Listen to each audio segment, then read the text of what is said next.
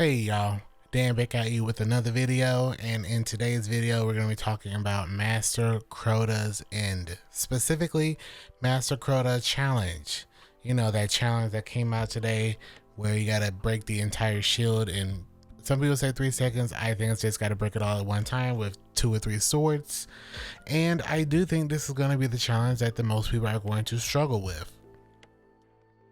Even if you're only doing this just to get the clear, or if you're trying to do it to get like the seal, or if you're trying to do Master Crota with or without the challenge, either way, this can be a very frustrating encounter.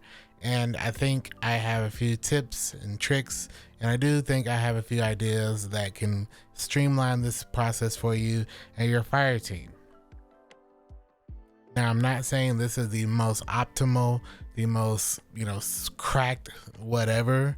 There's probably going to be loadouts. There's probably going to be whatever that's going to be better. I'm sure you're going to see teams 2 phasing, maybe by the weekend 1 phasing. I know there's already someone who's done a 2 phase all golden guns things. I know there's already the whole yeeting of Crota and all that stuff. However, I wanted to come up with a guide, or simply just something that will make you and your fire team, whether it be LFG or you and your friends or whatever, consistently get the dub. First things first, I do believe 3 swords is the better choice. You can 2 sword this. However, if sword registration doesn't work correctly, or if one person dies or doesn't get their big heavy super whatever combo off and get like the 100k that's required per person to get it done, then you're gonna get the challenge failed anyway. So the simpler strat is to go with 3 swords. It might sound unnecessary, but with the tractor, with the well applied, you're gonna constantly get the the shield break no matter what.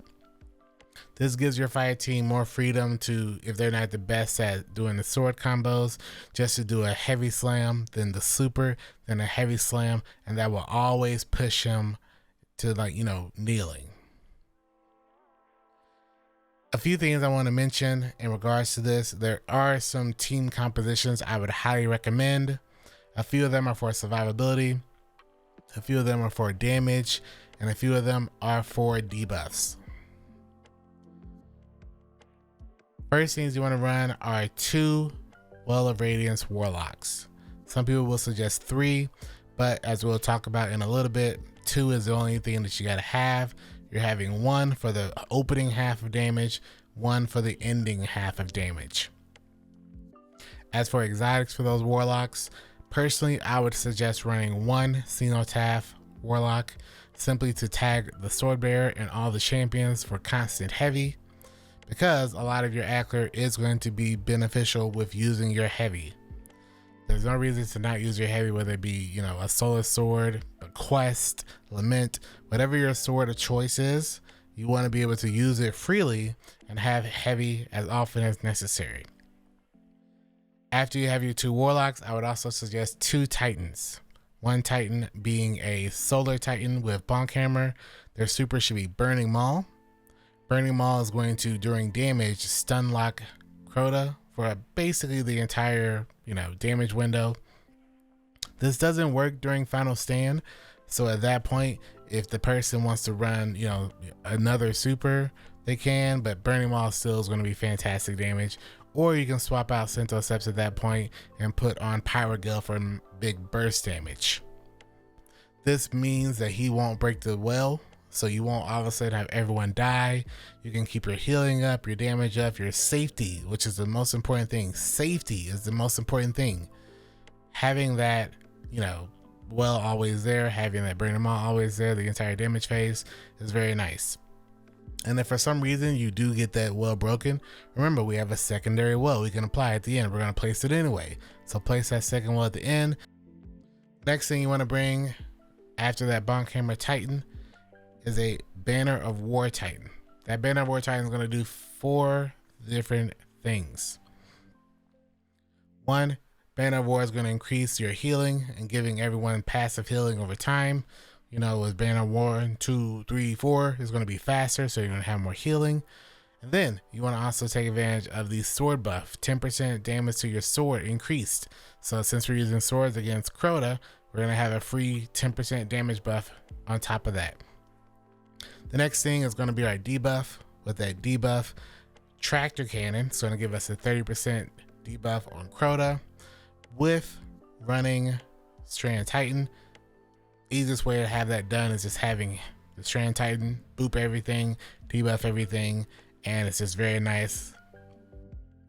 For your hunter, this is the only thing that I would suggest. Depending on what your playstyle is, you want to go with either Blade Barrage or Gathering Storm. There's very, very, very, very beneficial choices to both of them. Personally, I think it's best to run Blade Barrage, Solar Surges this week, so you might as well take advantage of, you know, Radiant, all of the healing. That is the number one thing. Having a healing grenade on you can save you a lot of times, especially when you can't do like the arc melee dodge punch combo. Last thing you want to do is punch a thrall and get yourself killed. So I would recommend running Blade Barrage. Now, a lot of people would suggest running Blade Barrage with starter scales, and I'm personally against that. Only because I think Foe Tracer is a much better choice here. One, for your damage during DPS, and for your ad clear. Anytime you tag enemies with Foe Tracer, you'll get that solar weapon boost times 4, which will allow you to kill stuff way faster. When you toss your Blade Barrage at Crota, then your solar weapons will then get that damage buff for a pretty long time during DPS as well, which is very nice since you can also reapply with Radiant, do a dodge, get a Radiant, toss your knives again, keep monochromatic and Foe Tracer's buffs going, because you can stack both of those together, one with the 25% from Foe Tracer and then 10% from monochromatic Maestro, which is very nice for your solo hunter. The last class is just a flex class in my opinion. If you want to bring another hunter, sure. If you want to bring another well, sure. If you want to bring another Bonk Hammer or another Strand Titan, sure. To make this a very safe 3-phase, the most important thing is Final Stand. If you did Day 1 Crota, if you saw Day 1 Crota, you know Final Stand is the toughest part. So the reason I always suggest 3 phases here, even if you can 2-phase, is you don't want to do a 2-phase and then wipe at Final Stand.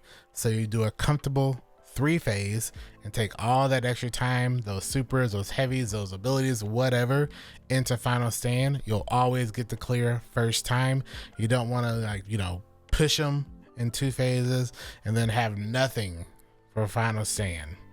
You know, 2 phases don't matter if you don't get the, you know, dub at the end. So you do a 3-phase. That 3rd phase is really, you know, 5 seconds of damage where you push them. Then you get the Final Stand, and then you just go to town with your supers, with your heavy, with wells, with Banner Titan, with Burning Wall, with everything. And you'll always get it freely. One thing I also like to recommend is during Final Stand, having the Expunge. If you have the 3 swords, you should have enough time for a 4th person to become enlightened. You take that last enlightenment into Final Stand, so you have an Expunge, which is another free extra damage. Personally, I like to let one of my non-sword bearers do that, of course. So you have 1 person on Oversoul, 1 extra person taking care of the Expunge for Final Stand. If you can have the person expunge every phase, that's good as well. But the only time it's super necessary, just to make sure you have even more wiggle room in Final Stand, save it then. As far as swords, you know the deal. You can use Lament, Bequest. I used the old Trial Sword Soul of Scar, the caster frame one, and they all did a very, very good job. You pick your poison. I do think having a Lumina is also very helpful. It'll give you an extra 10% damage to the entire fire team, and your swords will do a little bit more damage. Just, you know, small ways to get even more damage out of each damage phase and safely, you know, comfortably get the clear. Taking these tips, taking this, you know, recommendations, taking these loadouts, and using this video as a somewhat outline for you and your fire team will almost guarantee that as long as you play safe, play your life, you will get the clear. I don't think it's important to try to one phase or two phase this. What's most important is just getting the challenge done, getting the master Crota clear, and then, moving on to the next challenge. All in all, this is a pretty easy encounter, but because of it being master, because of how hard everything hurts, can be very frustrating. And the last thing I want is to have you get frustrated trying to get stuff done.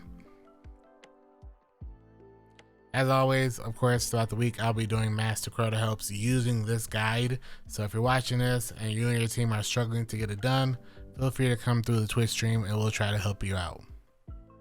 For the most part, thank you so much for watching this video. Hopefully it helps you, and I will see you in the next one.